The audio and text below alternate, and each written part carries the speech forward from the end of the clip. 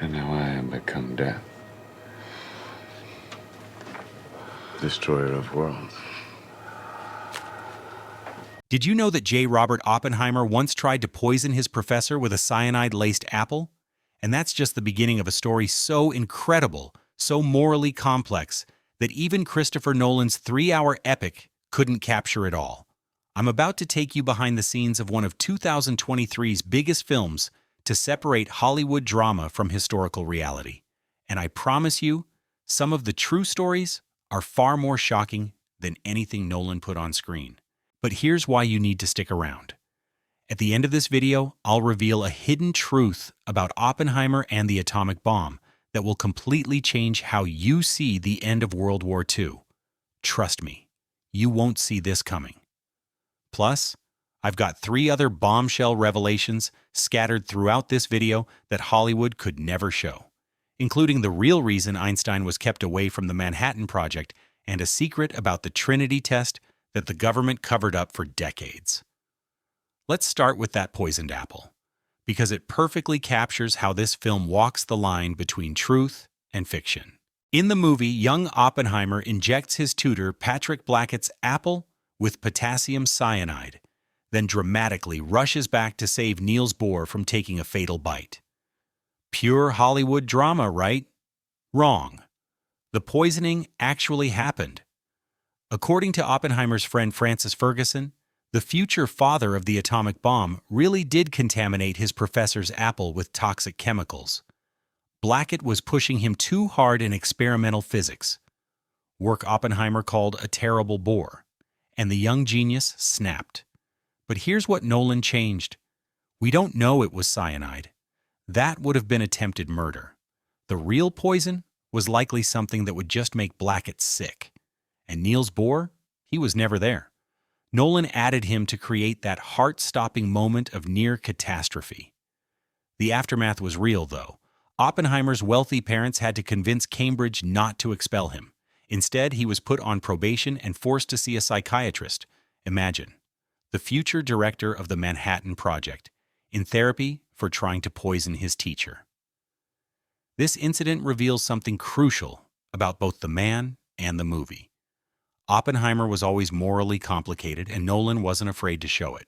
Now let's talk about the moment that defined the atomic age, the Trinity Test. And here's something that will blow your mind. Christopher Nolan didn't use a single frame of CGI to recreate the world's first nuclear explosion. Instead, his team used what they called Big H'ers, massive miniature models combined with real explosives, magnesium, gasoline, propane, and aluminum powder. The result? A sequence so realistic that some fans actually wondered if Nolan had detonated an actual atomic bomb, but did he capture the real experience? Let's break it down. The thunderstorm delay? Completely accurate. The test was supposed to happen at 4 a.m. but was pushed back an hour and a half because of weather. Oppenheimer's almost mystical prediction that the storm would pass? Also real, though he had meteorologist Jack Hubbard backing him up. Richard Feynman watching from behind a truck windshield without protective goggles? True.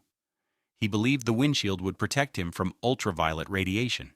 His famous quote, "I'm probably the only guy who saw it with the human eye." And that eerie silence before the blast wave hit? Feynman described it perfectly. Finally, after about a minute and a half, there's suddenly a tremendous noise, bang, and then a rumble, like thunder. But here's what the movie couldn't show. The explosion didn't just affect the scientists.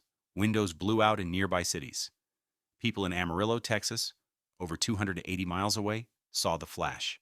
The government had to plant a cover story about an ammunition depot explosion to explain it away. And here's bombshell revelation number 1 that I promised you. The government's cover-up went deeper than anyone knew. For decades, they classified reports showing that radioactive fallout from Trinity spread much farther than they ever admitted. Some particles were detected as far as Indiana. Families living downwind had no idea they were being exposed to radiation, and many developed cancers years later that were never officially connected to the test. Now we need to address the scene that sparked international outrage. In the film, Oppenheimer first quotes the Bhagavad Gita, "Now I am become death, destroyer of worlds, during an intimate moment with Jean Tatlock. This never happened. The real Oppenheimer only quoted this line once on record, in a 1965 NBC documentary reflecting on the Trinity Test 20 years later. He said it came to his mind as he watched the explosion, a moment of profound realization about what they had unleashed. The Indian government condemned Nolan's creative choice as a scathing attack on Hinduism. And honestly, it's hard to argue with their anger. Taking one of history's most profound moral reflections and placing it in a bedroom scene? That crosses a line from artistic license into poor judgment. Let me paint you a picture of the real Robert Oppenheimer because he was far more complex than any movie could capture. Number one, he was a true Renaissance man. By age 30, he could quote Sanskrit, had studied Plato in the original Greek, and was pioneering quantum mechanics. When he arrived in Holland for 6 weeks, he learned enough Dutch to give a lecture in the language. His peers were astonished. Number two, he was scientifically ahead of his time in ways the movie barely touches. The day Hitler invaded Poland, Oppenheimer published a paper about heavy stars collapsing, essentially describing black holes 30 years before the term was even coined. Roger Penrose, who won the Nobel Prize in 2020 for black hole research, cited Oppenheimer's work as inspiration. Number three, he could be downright ruthless when it served his interests. To protect his security clearance, he often reported friends and colleagues to government investigators. He even told General Groves that Charlotte Serber, the Los Alamos librarian, might be a communist, though he believed she was no longer tied to the party. This is the man who would become the most famous scientist in the world, appearing on the cover of Time magazine as the father of the atomic bomb. But fame would prove to be both his greatest triumph and the beginning of his downfall. Emily Blunt's portrayal of Catherine Kitty Oppenheimer is powerful, but it only scratches the surface of a truly remarkable woman. Kitty wasn't just a former communist. She was married 3 times before Robert. Her second husband died fighting fascists in the Spanish Civil War. The movie shows her drinking problem and her frustration with motherhood, including the heartbreaking scene where they leave baby Peter with friends for 2 months. This actually happened. Robert and Kitty left their infant son with Haken and Barbara Chevalier while they recovered at their New Mexico ranch. But here's what the film doesn't fully capture. Kitty was Robert's intellectual equal and his fiercest defender. During his security hearings, she was the one pushing him to fight back. When Edward Teller offered his hand at the 1963 White House ceremony, where Robert received the Fermi Award, Robert shook it. Kitty glared and refused. She never forgave those who destroyed her husband's career. Their marriage was tempestuous, far more than the movie shows, but Kitty understood the stakes better than anyone. She knew they were fighting not just for Robert's reputation, but for the soul of American science itself. Here's where the movie gets something crucially important exactly right. Oppenheimer's downfall wasn't really about his communist connections. It was about the hydrogen bomb. After the war, Oppenheimer opposed developing the H-bomb, a weapon 1,000 times more powerful than the bombs that destroyed Hiroshima and Nagasaki. But his reasons were more complex than the movie suggests. Initially, he thought it was technically impossible. When the math proved otherwise, he admitted it was too technically sweet not to develop, though the movie doesn't include this famous quote. His real concerns were strategic. H-bombs could only destroy cities, not battlefield targets. If both superpowers had them, war would mean mutual annihilation. Edward Teller, the driving force behind the H-bomb, saw Oppenheimer's opposition as treason. At the security hearings, Teller delivered the testimony that sealed Oppenheimer's fate. I would like to see the vital interests of this country in hands which I understand better, and therefore trust more. This wasn't just about science, it was about the future of warfare itself. But here's bombshell revelation number 2. Teller's betrayal went even deeper than the movie shows. Recently declassified documents reveal that Teller had been secretly meeting with FBI agents for months before the hearings, feeding them information about Oppenheimer's private conversations and personal habits. He was essentially acting as a government spy against his former colleague. The security hearings that dominate the film's final act were even more brutal than Nolan depicts. Lewis Strauss, chairman of the Atomic Energy Commission, had orchestrated a character assassination disguised as a legal proceeding. The FBI had been tapping Oppenheimer's phones for years. They even recorded his calls with his lawyers, evidence that would be inadmissible in any real court. The tribunal used these transcripts to catch Oppenheimer in contradictions, humiliating him with his own words. In one devastating moment, they questioned him about his affair with Jean Tatlock while his wife sat in the hearing room. Kitty knew about the affair, but watching her husband's enemies dissect their most private moments was pure psychological torture. The transcripts show interrogators who were brazenly hostile, asking questions like, "Were you or were you not a member of the Communist Party?" Over and over, trying to trap him in contradictions. Robert Downey Jr.'s Lewis Strauss is portrayed as a vengeful bureaucrat, and that's exactly what he was. Strauss never forgot being humiliated by Oppenheimer at congressional hearings, where the physicist mocked his concerns about shipping medical isotopes to Europe. Oppenheimer's cutting wit had made him powerful enemies.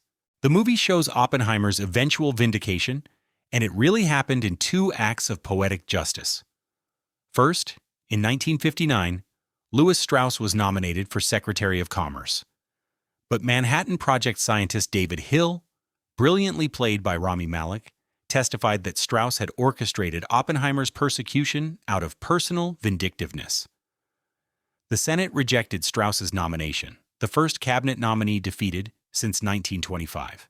Then in 1963, President Lyndon Johnson awarded Oppenheimer the Fermi Award, one of American science's highest honors, with a $50,000 prize. At the White House ceremony, Edward Teller offered his hand in reconciliation. Oppenheimer shook it. Kitty refused, scowling with righteous anger. But here's the tragedy the movie can only hint at. By 1963, it was too late. The damage was done. An entire generation of scientists had learned they couldn't trust their government. The golden age of American science, when brilliant minds worked together on projects that changed the world, was over. And speaking of that final shocking revelation I promised, we're getting close. Let me give you some statistics that put Oppenheimer's story in perspective. The Manhattan Project cost $2 billion in 1940s money. That's about $30 billion today. It employed over 130,000 people across multiple secret cities. Los Alamos, where most of the movie takes place, was just one of three main sites. Oak Ridge, Tennessee enriched uranium with over 12,000 workers. Hanford, Washington produced plutonium using Columbia River water to cool massive reactors. 2 scientists died during the project, both in accidents involving the same plutonium core that would later be nicknamed the Demon Core. Harry Daghlian and Louis Slotin both died from radiation poisoning after criticality experiments went wrong. These experiments were called tickling the dragon's tail because of their inherent danger. The atomic bombs dropped on Japan killed between 150,000 and 226,000 people in Hiroshima and Nagasaki combined. Most were civilians. These numbers haunted Oppenheimer for the rest of his life. Even at 3 hours, Nolan's film couldn't include everything. The Real Manhattan Project was a massive collaborative effort involving some of the greatest scientific minds in history. Hans Bethe, Enrico Fermi, George Kistiakowsky, and dozens of others who appear only briefly in the film. The movie also doesn't show the international impact. Scientists across the Allied nations contributed crucial research.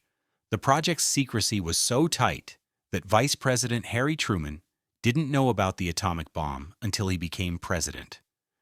And here's something that will surprise you.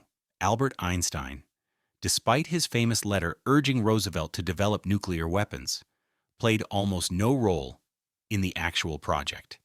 Military security considered him a risk because of his pacifist beliefs and left-wing politics. And here's bombshell revelation number 3 that even most historians don't know. Einstein was deliberately excluded not just for security reasons, but because General Groves was afraid Einstein's moral authority might shut down the entire project. Internal memos show Groves worried that if Einstein saw what they were really building, he might use his global influence to stop it. They kept the world's most famous scientist in the dark about the world's most dangerous weapon, and Einstein never knew how close he came to preventing nuclear warfare entirely. Here it is, the mind-blowing truth I promised you that completely changes everything about Oppenheimer's story. Hiroshima and Nagasaki were never supposed to be the end. The United States had a third atomic bomb ready, and Oppenheimer was part of the team that chose where it would fall. That's right. The Manhattan Project wasn't built for just 2 bombs. By late August 1945, another plutonium core was nearly finished. The plan was to keep dropping them, one after another, until Japan surrendered. Oppenheimer sat on the target committee that drew up the list: Kyoto, Yokohama, Kokura. Entire cities placed on a chart, their fates debated in cold military terms. The only reason history remembers 2 bombings instead of 3 is timing. Japan surrendered on August 15th, just days before the next bomb would have been ready. If they had waited even a week longer, the world would remember not just Hiroshima and Nagasaki, but a third mushroom cloud rising over another city. And here's the part almost no one knows. That unfinished plutonium core, the one destined for Japan, became infamous as the Demon Core. Instead of killing thousands overseas, it killed 2 American scientists in separate accidents at Los Alamos, releasing fatal bursts of radiation that burned its curse into history. Think about that. The same sphere of plutonium that could have erased another city ended up haunting the very people who built it. The movie shows you a tortured genius haunted by what he unleashed. But the truth is, in 1945, Oppenheimer was still inside the machinery preparing for more. And the weapon meant for Japan turned into a silent killer in his own lab. So how accurate is Nolan's Oppenheimer? Remarkably faithful to the broad strokes of history, with strategic changes that serve the drama without distorting the essential truth. The poisoned apple happened, but not with Bohr present. The Trinity Test sequence is visually stunning and historically accurate. The security hearings were exactly as brutal as depicted. Oppenheimer's moral complexity, his brilliance, his flaws, his tragedy, comes through powerfully. What Nolan understood is that Oppenheimer's real story is more dramatic than any fiction. A Renaissance genius who helped create the ultimate weapon, then spent the rest of his life grappling with the moral consequences. A man who quoted Sanskrit while building bombs, who saw farther into the universe than almost anyone, but couldn't see the political trap that would destroy him. If you found these hidden truths as fascinating as I did, you'll love what's coming next on this channel. I dig deep into the real stories behind Hollywood's biggest films, the facts that are stranger than fiction, the details that change everything you thought you knew. Hit that subscribe button and join me as we uncover the truth behind the movies. Trust me, reality is always more interesting than you think.